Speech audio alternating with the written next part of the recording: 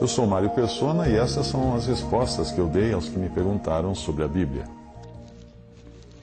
Sua dúvida é se você deveria guardar o sábado. E eu fico contente por saber que os meus textos e vídeos têm sido de ajuda para você. Quanto à sua discordância a respeito do que eu tenho escrito sobre a guarda do sábado, eu não me lembro de ter dito em algum lugar que a lei teria sido abolida. A lei continua tendo o seu papel, sim, e o Senhor mesmo disse que não veio abolir a lei, mas veio cumpri-la. Aliás, ele foi o único capaz de cumpri-la. Porém, é preciso entender que nós temos duas coisas muito distintas na palavra de Deus: o que era antes da igreja e o que é para a igreja. Até a morte de Cristo, a morte e ressurreição de Cristo, você vê Deus tratando com o seu povo terreno, os judeus. A partir daí, nós temos a igreja, um novo povo, escolhido até mesmo antes dos judeus, nos desígnios de Deus, antes mesmo da fundação do mundo.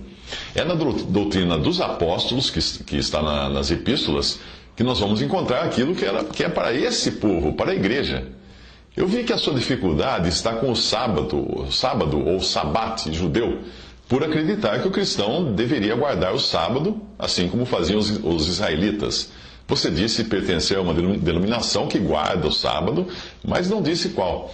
Antes de continuar, eu quero alertá-lo de que se você pertence à religião adventista, está colocando a sua confiança em algo cujas bases, cujos fundamentos não são dignos de crédito por terem sido estabelecidos em desobediência à palavra de Deus. Como?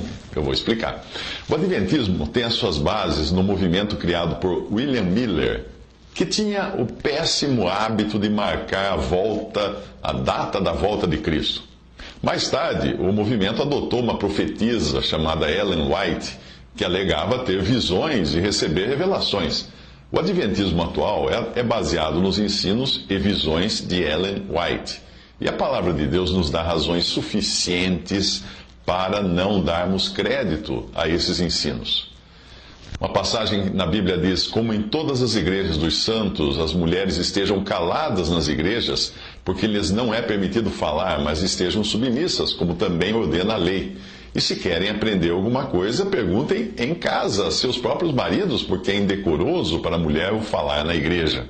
Porventura foi de vós que partiu a palavra de Deus, ou veio ela somente para vós? Se alguém se considera profeta ou espiritual, reconheça que as coisas que vos escrevo são mandamentos do Senhor.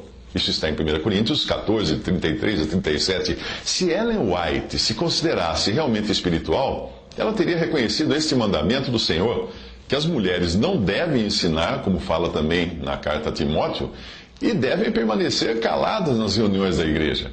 Não se trata de considerar a mulher inferior ao homem ou de um capricho cultural da época do Novo Testamento. Não, nada disso. Mas é apenas uma questão de ordem que o próprio Deus estabeleceu.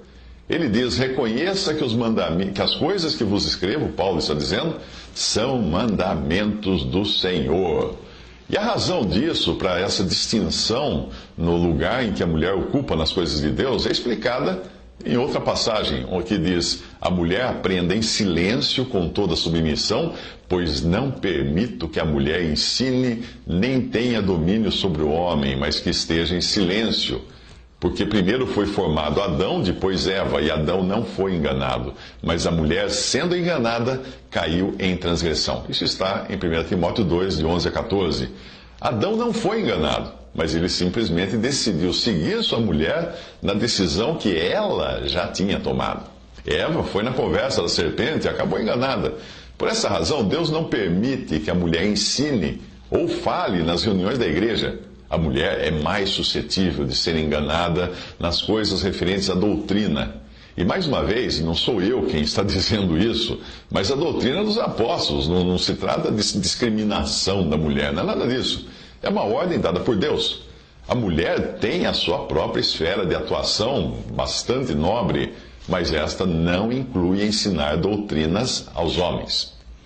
Por não saber se você segue ou não os ensinos de Ellen White, eu vou interromper a minha resposta por aqui até eu ter ciência disso. Se você realmente pertencer à religião adventista, não haverá qualquer proveito em eu tentar lhe mostrar pela Bíblia a razão de não guardar o sábado, porque daí você está seguindo uma religião que não crê no que a Bíblia diz, mas no que a sua profetisa Ellen White ensinou.